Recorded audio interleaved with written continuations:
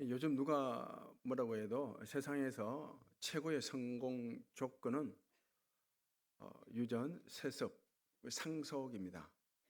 금수저를 물고 태어나는 것, 이것이 이 세상에서 최고의 성공 조건입니다. 바람의 아들이 또 바람의 손자, 이거 무슨 말인지 잘 모르시나요? 세습, 상속, 유전이 성공 조건입니다.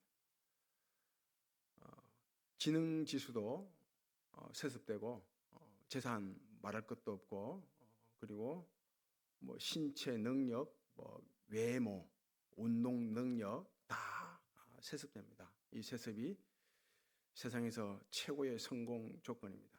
이 과거 고대 사회는 성공 조건이 장남으로 태어나는 데 있습니다. 장남으로 태어나면 아버지의 모든 재산 다뭐 자리, 기업 상속받거든요. 우리나라의 경우만 해도 1959년 이전만 해도 다른 자녀들에게는 상속되지 않습니다. 오직 장남 첫째에게만 상속되었습니다. 그러다가 1992년쯤 가면 그때까지 1959년 이후부터 법이 바뀌어서 장남 첫째가 1.5배 더 상속받고 출간 딸들은 0.25배 이런 식으로 차등해서 상속되었습니다. 그러다가 1992년 이후로는 완전히 모든 자녀들이 균등하게 상속을 받게 되었습니다. 이 성경을 보면 이 첫째 이 장자들은 실패했다.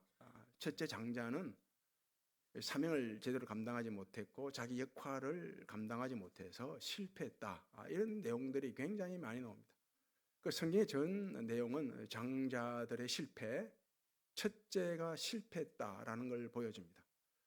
우리가 잘 아는 가인이 첫째인데 실패하죠. 제사 지내는 문제로 동생을 죽이게 됩니다. 그리고 야곱의 두 아들 에서와 야곱, 이삭이죠. 이삭의 두 아들 에서와 야곱. 그 에서가 장자인데 장자권 축복권을 빼앗겨 버립니다. 동생에게 빼앗겨 버리죠. 그리고 야곱의 여러 12아들 가운데 루벤이 장자 첫째인데 이 루벤에 대해서 탁월했는데 정말 장자의 명분을 가지고 위풍당당하고 탁월했는데 이 루벤은 장자의 명분, 지위를 잃어버렸다고 그렇게 말씀합니다. 그 요셉의 두 아들 므낫세가 첫째고 에브라임이 둘째인데 이들을 야곱이 축복을 해요. 축복을 하는데 오른손으로 둘째를 축복하고 왼손으로 므낫세를 축복합니다. 아론이 첫째고 모세가 둘째인데 이스라엘의 지도자로 하나님은 모세를 사용하십니다. 그리고 아론의 집안도 마찬가지예요. 아론의 첫째 아들이 나답인데 이 나답이 독주, 포도주, 술을 너무 많이 마셔서 취해서 다른 불로 가지고 제사를 드리다가 그 자리에서 죽고 맙니다. 다 첫째가 실패했다, 자기 역할, 사명 제대로 감당 못했다라는 것을 보여줍니다. 그 신약에 오면 첫째 아들이 포도원에 들어가서 일한다 해놓고 포도원에 들어가서 일해라 그러니 네 들어가서 일하겠습니다 해놓고 돌아서서 포도원에 들어가서 일을 하지 않습니다. 첫째 아들이 실패했죠. 그리고 첫째 아들이 아버지를 향해서 왜 내게는 염소 새끼 한 마리 잡아서 잔치를 해주지 않냐고 불평하고 원망하는 그런 내용도 우리가 알 수 있습니다. 대체로 집에서 첫째와 둘째 아니 막내를 키우는 게 좀 다르죠. 첫째는 엄격하게 키웁니다. 부모가 요구하는 그 요구 조건들이 많아요. 그런 반면에 둘째 막내로 내려갈수록 굉장히 너그럽게 키웁니다. 그렇지 않습니까? 막내에게는 굉장히 너그럽습니다. 첫째한테는 엄격하고 좀 혹독하게 대하고 그 왜 그런가 하면 그 부모 아버지와 함께 사는 기간이 첫째가 제일 길죠. 막내가 제일 짧고 그 아버지와 함께 사는 기간은 어떤 기간입니까? 아버지의 영광과 아버지의 보호와 아버지의 복을 누리는 기간 아닙니까? 그 아버지의 것을 함께 사는 동안에 첫째는 가장 오래도록 누립니다. 그런 반면에 막내는 가장 짧죠. 그러다 보니 첫째에 대해서는 요구하는 조건이 엄합니다. 막내로 갈수록 너그러워지죠, 점점. 성경을 봐도 잘 나옵니다. 야곱의 12아들 가운데 베냐민이 막내인데 이 막내를 아버지 야곱이 딱 품에 이렇게 안고 굉장히 너그럽게 대합니다. 그 살고 있던 가나안 땅에 기근이 들어서 애굽 땅으로 양식을 이렇게 구하러 보내는데 이 베냐민만큼은 안 보내거든요. 그 험한 길을 혹시 보냈다가 다치면 어쩌나 상하면 어쩌나 싶어서 보내질 않습니다. 그리고 신약에 와도 마찬가지 둘째 아들이 아버지 재산을 다 챙겨가지고 멀리 가서 술과 여자로 다 방탕하게 다 허비하고 돌아왔는데 이 둘째 아들에 대해서는 신을 다시 신기고 목욕시키고 옷을 입히고 가락지 끼우고 살찐 송아지를 잡아서 잔치를 하지 않습니까? 이처럼 첫째에게는 굉장히 엄하고 막내로 내려갈수록 굉장히 후하고 너그러운 모습을 볼 수가 있습니다. 예수님께서 이 땅에 오실 때에는 첫째 아들로 오십니다. 로마서 말씀도 그렇고 히브리서 말씀도 그렇습니다. 이 세상에 맏아들로 오셨다. 첫째로 오셨다.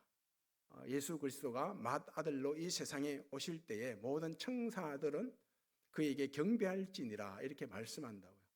예수 그리스도가 첫 아들로 오신 이유는 모든 장자들 첫째 실패를 다 지우는 것입니다. 장자 첫째가 실패했는데 이 실패를 다 지우고 이 장자 첫째로서의 지위, 특권, 영광, 그 아버지와 함께하는 복, 보호를 다시 회복시키는 데 있습니다.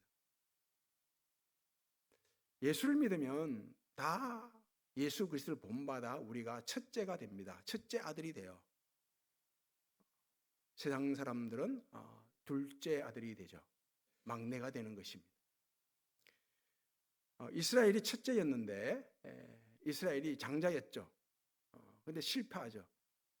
그래서 이방인 우리가 예수를 믿게 되고 이스라엘이 실패했던 잃어버렸던 장자의 직분을 우리가 회복하게 됩니다.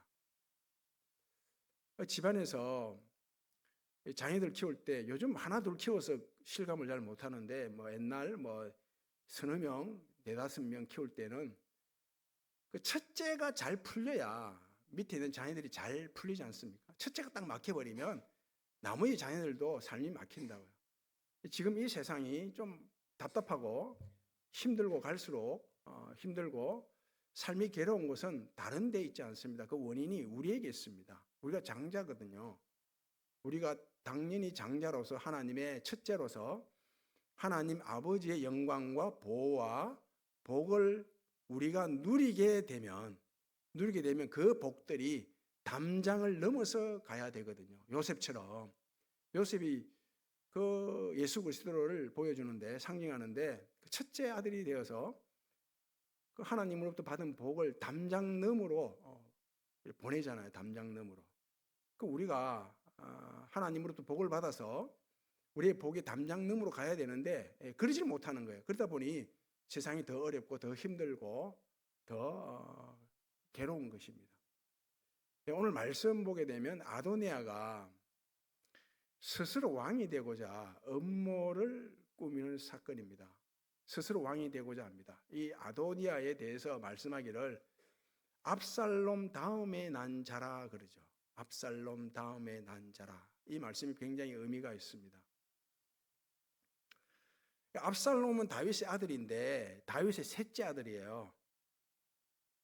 그런데 이 셋째 아들은 어떤 생물학적 연대기적 순서로 태어난 아들이고 실제 압살롬이 첫째 아들 역할을 합니다. 압살롬만한 사람이 이스라엘 백성들 중에 아무도 없었다고 말씀하죠. 이 압살롬이 얼마나 결점이 없는, 흠이 없는 아들이었는가 하면 이 발끝에서 머리끝까지 흠잡을 데가 하나도 없는 완벽한, 완전 무결한 그런 아들이었다고, 모든 사람들로부터 칭송을 받는 이 행복 조건을 완벽하게 갖추고 있었던 아들이었어요. 이런 압살롬이 스스로 왕이 되고자 하죠. 스스로 왕이 되고자 했는데 스스로 망해버립니다. 이 압살롬이 죽고 난 다음에 이 다윗의 아들들 가운데 실질적으로 누가 첫째 아들이 되는가 하면 아도니아가 됩니다. 아도니아가 넷째 아들이었는데 그 위에 두 아들은 첫째 구실을 못하고 다윗 왕도 보기 그렇고 주변 신하들 가족들이 다 보기에는 이 아도니아만한 아들이 없다는 것입니다. 오늘 말씀 또 나오죠. 아도니아의 외모가 준수했다고 나오고 그 아버지가 주위에서 너가 왜 내 속을 이래 썩이나 이런 말을 단 한 번도 한 적이 없는, 우리는 늘 자라면서 왜, 저는 그랬거든요. 왜 이놈은 매일 속을 썩이냐고. 근데 아도니아 같은 한 번도 속을 썩인 적이 없어요. 한 번도 실망시킨 적이 없습니다. 정말 대단하죠. 흠이 없고 결점이 없는 그런 아들이었습니다. 이런 아들이었으면, 이런 대단한 아들이죠. 이런 아들이었으면 굳이 스스로 왕이 되려고 하지 않아도 되죠. 내가 많이 가졌다, 내가 많이 배웠다, 내 외모가 뛰어나다, 그러면 굳이 내가 스스로 나를 높이지 않아도 주변에서 알아서 높이지 않습니까? 이 삼성그룹 이재용 회장이 나 돈 많다고 스스로 높이는 거 보신 적이 있습니까? 스스로 높이지 않습니다. 돈이 많은 사람들은. 그리고 송강호, 황정민 이런 영화 배우가 나 연기 잘한다고 스스로 높입니까? 높이지 않습니다. 영화를 본 관객들이 연기 정말 잘한다, 평론가들이 영화 연기 잘한다 그래서 상을 주는 것 아니겠습니까? 우성이가 내가 정말 잘생겼다고 스스로 높입니까? 높이지 않습니다. 정우성 씨를 한번 보고 정우성 씨와 눈이 마주친 자들은 다 그 매력에 빠진다고 합니다. 그 정도로 잘생겼는데 스스로 잘생겼다고 절대 높이지를 않습니다. 다 알아주거든요. 이 스스로 자기가 왕이 되고자 하고 내가 대단하다 스스로 높이는 것, 자기 스스로 자기를 높이는 것, 이게 바로 교만이죠. 이게 사탄의 모습입니다. 그 잠언서 말씀 보면 자기를 스스로 높이는 자는 낮아지고 자기를 스스로 낮추는 자는 높아지리라 이렇게 말씀하고, 교만은 멸망의 선봉이요 거만한 마음은 넘어짐의 앞잡이라. 하나님은 낮추는 자를 높이고 높이는 자를 낮춘다 이렇게 말씀하고, 시편 말씀 보면 무릇 높이는 일이 동쪽에서나 서쪽에서나 남쪽에서 말미암지 않고 오직 재판장이신 하나님으로부터 높임을 받는다. 또 그런 하나님이 낮추기도 한다 이렇게 말씀하거든요. 그런즉 선질로 생각하는 자는 넘어질까 조심하라 이렇게 말씀하고 있죠. 베드로전서 말씀 보면 이렇게 말씀해요. 하나님은 교만한 자를 대적하시고 겸손한 자에게 은혜를 끼치느니라 이렇게 말씀합니다. 예수님을 보세요. 예수님 성자 하나님이세요. 본성과 속성에 있어서 성부 하나님과 동등합니다. 본질과 속성에 있어서, 영광에 있어서는 똑같아요. 그런데 오히려 자기를 비워, 하나님과 동등됨을 여기지 아니하시고 자기를 비워 종의 형체를 가지사 사람의 모양, 사람의 모습으로 오셨죠. 겸손의 왕으로 오신 거예요. 그 성탄절은 바로 겸손의 왕으로 오신 예수 그리스도를 경배하는 절기예요. 예루살렘 성을 입성할 때 보면 어미 나귀를 데리고 대동하고 나귀 새끼를 탄다고요. 마치 개선 장군 모습처럼 예루살렘 성을 입성하는 것이 아니라 어미 나귀를 바로 같이 데리고 나귀 새끼를 타고 입성한다고요. 얼마나 겸손했으면 그럴까요? 이 스스로 자기를 높이지 않아도 충분히 주변에서 높여줄 만도 한데, 이 아도니아가 스스로 왕이 되고자 두 가지를 하거든요. 두 가지 일을 하는데, 그 일이 어떤 일인가 하면 이 스루아의 아들 요압과 아비아달, 이 두 사람을 자기 편으로 끌어들여요. 그래서 함께 모의하고 작당을 합니다.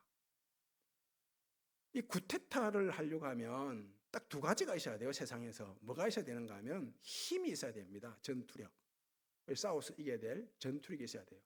그리고 또 하나는 백성들의 호응을 얻어야 됩니다. 마음을 얻어야 돼요. 이 요압은 군대 장관이죠. 군대 장관은 전투력을 가진 사람이에요. 그리고 아비아달은 제사장이에요. 제사장은 백성들의 마음을 움직이는 사람입니다. 그래서 이 군대 장관 요압과 제사장 아비아달을 내 편으로 삼고 같이 모의를 하면, 업무를 꾸미면 쿠데타에 성공할 수 있겠다 싶었던 거죠. 근데 세상에 하는 일이 바로 이런 일이거든요. 힘이 있으면, 전투력이 있으면, 그리고 백성들로부터 마음을 얻고 인기를 얻으면 반란을 일으킬 수 있다고 생각합니다. 이걸 성공으로 여긴다고요. 이 성경이 잘 나와요. 헤롯 왕 어떻습니까? 그 당시 유대 지역을 통치하는데 유대 백성들의 마음을 얻어야 되거든요. 그리고 힘을 키워야 돼요.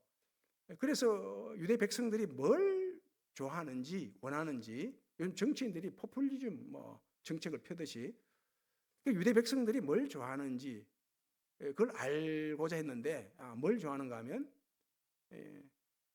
이 예수 믿는 자들을 처단하는 것을 좋아한다. 이 유대교에서 기독교를 개종하니까 이걸 못 견딘 유대 백성들이 예수 믿는 자들을 다 처리해라, 그 사도들을 좀 없애달라, 죽여달라, 이걸 원한다는 것을 알게 된 거예요, 헤롯이. 그래서 먼저 야고보를 잡아서 죽입니다. 그래서 백성들이 굉장히 기뻐했다고 해요. 좋아했다고 해요. 힘을 더 보태고 또 마음을 주는 거죠. 기뻐합니다.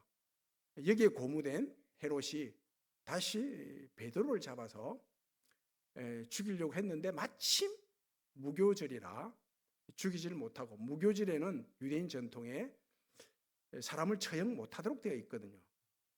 죽이지 못하고 감옥에 가두게 됩니다. 그런데 감옥에 있을 때에 하나님 놀라운 기적으로 베드로가 감옥 문을 열고 나오죠. 언제나 세상은 그렇습니다. 세상 나라는 그렇습니다. 전투력을 가지고 힘을 얻고 백성들의 마음을 얻으면 반란을 일으킬 수 있다, 이렇게 여기는 거죠. 늘 이 사탄은, 마귀는 우리의 영혼에 불화살을 쏘아야 됩니다. 네 스스로 왕이 되라. 너 스스로 너를 높이라. 네가 대단하다고 여겨라. 이런 불화살을 계속 쏘아야 되는 거죠. 그 예수님이 받은 유혹이 바로 그런 유혹 아닙니까? 네가 만약 하나님의 아들이면 이 하나님의 아들임을 증명해 봐라. 뭐로 증명하냐? 떡을 가지고, 돌을 가지고 떡을 만드는 놀라운 기적을 행하면 백성들의 마음이 다 내게로 행할 것 아니냐. 그리고 성전에서 뛰어내려서 땅에 부딪히지 않는 그런 놀라운 기적을 일으켜봐라. 충분히 일으킬 수 있지 않냐. 기적을 일으키게 되면, 그 놀라운 기적을 일으키게 되면 백성들이 다 환호하고 좋아할 것 아니냐. 그리고 엄청난 모든 권력을 다 줄 테니까 그 권력을 가지고 백성들을 다스려라. 예수님께서 거부하십니다. 이 세상에서는 누군가의 죽음은 또 다른 사람의 죽음을 가져옵니다. 반드시 그렇습니다. 이 세상에서 누군가의 죽음은 다른 사람의 죽음을 가져와요. 그러나 하나님 나라는 그렇지 않습니다. 누군가의 죽음은 누군가의 생명을 가져옵니다. 이 하나님의 법칙이 초원, 정글에도 똑같이 적용되죠. 정글, 초원에서 누군가의 죽음은 누군가의 생명을 가져오거든요. 이 초식 동물들은 약해요. 늘 풀을 먹다 보니까 날카로운 발톱도 필요 없고 아주 예리한 이빨도 필요 없죠. 풀을 먹으니까. 그 초식 동물들은 약해요. 약하다 보니까 어떻게 살아가야 됩니까? 떼를 이루어서 살아가야 됩니다. 집단을 이루어서 살아간다고. 그래서 풀이 있는 곳으로 늘 이동하는데 그 비가 내리는 곳에 그 초원이 형성되잖아요. 이동하게 되는데 이동하게 될 때 항상 노리고 있죠. 이 약한 초식 동물들을 잡아먹을 포식자가 숨어 있습니다. 누나 사슴이나 얼룩대가 때로 이동하는데 그들의 포식자, 뭐 사자나 표범이나 악어나 하마가 딱 숨어서 지키고 있다고요. 그게 알아요. 이 집단 초식 동물들이 알고서는 굉장히 조심스럽게 자기 자신들을 낮춥니다. 조심스럽게 발을 떼요. 그러면서 그냥 한두 마리가 그들의 밥이 되어서 죽게 되면 다른 모든 집단 그 초식 동물들이 다 살게 되거든요. 이걸 안다고요. 그래서 한두 마리 그냥 죽도록 내버려 둡니다. 그 다 살게 돼요. 다 살기 위해서는 한두 마리가 죽어야 돼요. 그 조심조심 가는데 또 어느 때 보면 없을 때가 있어요. 포식자가 없다는 사실을 압니다. 없다는 사실을 알고는 그때가 되면 이들이 조심스럽게 이동하는 것이 아니라 날뛰입니다. 굉장히 막무가내로 무질서하게 움직여버려요. 그러다가 갑자기 열악한 환경을 만나게 돼요. 장애물을 만나게 돼요. 폭우가 쏟아진다든지 장애물을 만나게 되면 정신없이 뒤엉켜 버립니다. 그러면 어떤 일이 벌어지는가 하면 수천 마리 심하면 집단으로 압사 사고가 일어나요. 마치 이태원의 그 압사 사고처럼 집단으로 죽어버립니다. 하나님 나라는 그렇지 않습니다. 시편 127편 말씀을 보게 되면 여호와께서 집을 세우지 아니하시면 세우는 자의 수고가 헛되고 여호와께서 성을 지키지 아니하시면 파수꾼의 깨어있음이 헛되도다. 그러므로 여호와께서 사랑하시는 자에게 잠을 주시는 도다. 하나님이 세우십니다. 하나님이 세우십니다. 하나님이 지키십니다. 하나님이 지키십니다. 하나님이 잠을 주십니다. 단잠을 주십니다. 이게 전부 아닙니까? 이거면 충분하죠. 하나님이 나를 지키시고 하나님이 나를 세워주시고 하나님이 나에게 단잠을 주신다. 그러면 하나님 앞에 낮출 수가 있는 거예요. 겸손하게 살아갈 수 있죠. 하나님이 앞장서서 지키시고 세우시고 잠을 주시는데 겸손하게 살아갈 수밖에 없다고요. 이걸 모르니까 교만하게 살아간다고요. 이 바울은 이 세상에서 말하는 성공 조건을 완벽하게 다 갖추고 있었던 사람입니다. 집안이 굉장히 좋았잖아요. 왕족 베냐민 지파 출신 성분이 좋았습니다.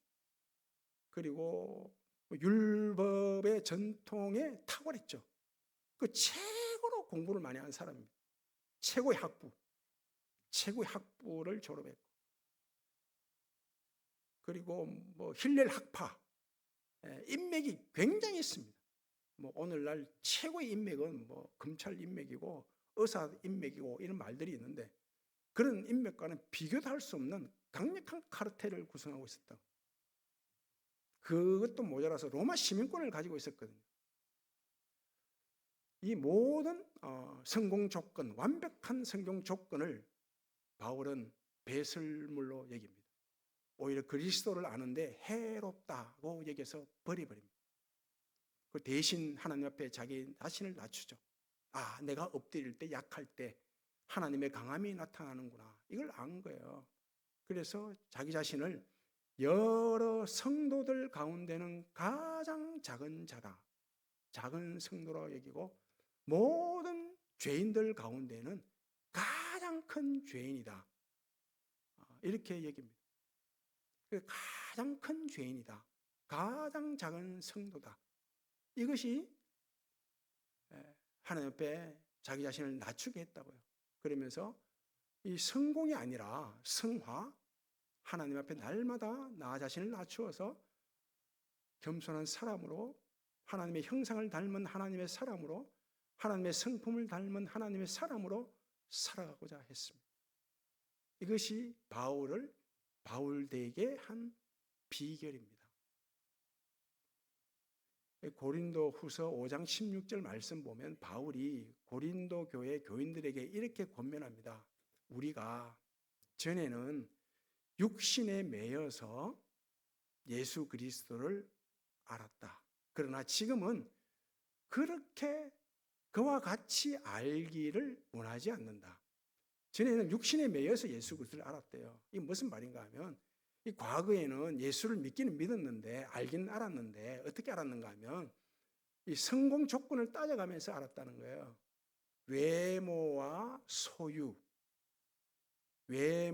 소유에 치우쳐서 날마다 성공 조건을 따져가면서 예수를 믿었는데 이제는 그렇게 믿으면 안 된다고 권면하는 것입니다.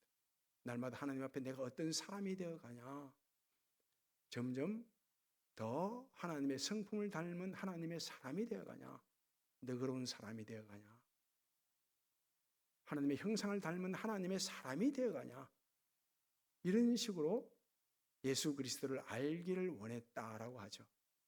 예수를 믿으면 우리는 장자가 됩니다. 장자예요. 세상 사람들은 둘째 아들입니다. 그래서 장자인 우리에게는 기준이 엄격해요. 우리를 하나님이 혹독하게 대하십니다. 엄격하게 대해요. 이방 사람들에게는 굉장히 너그럽게 대하죠. 계속해서 너그럽게 대합니다. 마지막 날까지 복음의 문을 계속 열어두시죠. 비를 주시고 햇빛을 주시고 공기를 주시고 자연의 이런저런 혜택들을 주시고 얼마나 세상 사람들을 잘 살게 해줍니까? 자꾸 이 너그러움의 기회는 줄어들어요. 없어져요. 마지막 때가 되어서 너그러움은 끝이 나죠. 그 너그러움이 끝이 났을 때는 정말 돌이킬 수 없는 무서운 지옥 형벌이 기다리고 있죠. 우리는 장자입니다. 아버지와 함께 아버지의 지위, 복, 보호를 누리는 장자입니다. 우리에게 이렇게 말씀하는 거예요. 우리에게 굉장히 엄격하다는 걸 이렇게 말씀합니다. 누가 오른뺨을 때리면 왼뺨 돌려대고, 누가 세상 사람이죠. 누가 속옷을 달라 하면 겉옷까지 줘버리고, 이 속옷보다는 겉옷이 훨씬 중요해요. 그리고 오리를 동행하고자 하면 심리 동행해 줘라, 이렇게 말씀한다고요. 자녀이면 상속자, 하나님의 상속자요, 그리스도와 함께한 상속자니 그리스도와 함께 영광을 받기 위해서는 그리스도와 함께 고난도 받아야 할지니라. 생각하건대 현재 고난은 장차 우리에게 나타날 영광과 좋게 비교할 수 없노라. 우리는 장자입니다. 아버지의 영광과 보호와 복을 누리는 장자입니다. 이 복이 담장을 넘어가야 합니다. 세상을 향해서 담장을 넘어가야 돼요. 그럼 세상 사람들이 잘 살게 되는 거죠. 이 장자의 특권, 영광, 보호, 복과 더불어 우리의 복을 담장 너머로 가게 만드는 그런 은혜가 있기를 바랍니다. 아버지 하나님 감사합니다. 우리는 하나님 나라 유업, 기업을 이어받은 장자입니다. 아버지와 함께 복을 누리고 아버지의 보호를 받고 아버지의 영광이 머무는 장자입니다. 장자로서 하나님께 받은 복을 담장 넘어 이웃으로 흘러보내는 은총이 있게 해 주옵소서. 예수님 이름으로 기도하옵나이다.